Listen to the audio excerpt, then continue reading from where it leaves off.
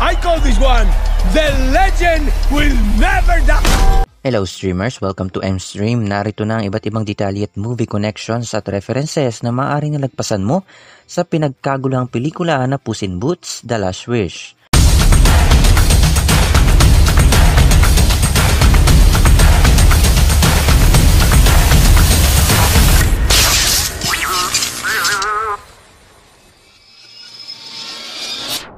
Before we begin, you can comment down below to join in my custom shoutout.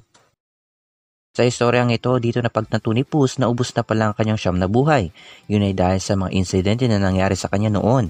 Ngayon, may ilang nanguhuli sa kanya na nagsilabas gaya na lang nila Goldilocks at ang tatlong oso at ang Big Bad Wolf.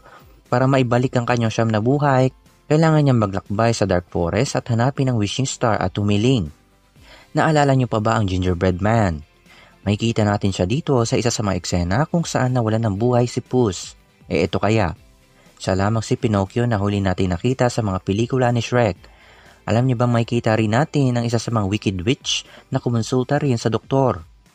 Habang pinapanood natin ang flashback kung saan nawala ang siyam na buhay ni Puss, makikita natin ang eksenang ito. Ito ay hango sa sikat na painting na Dogs Playing Poker. At hindi talaga maiiwasan ang reference sa ilang pelikula na mula sa Disney. Gaya na lang ng Snow White, Cinderella, Aladdin, Alice in the Wonderland at Mary Poppins. Desperado mga fans na magkaroon ng cameo si Shrek sa pelikulang ito. At ito ay nangyari. Lumabas si Shrek sa pelikulang ito pero isa lamang ito sa mga inalala ni Puss mula sa kanyang nakaraan.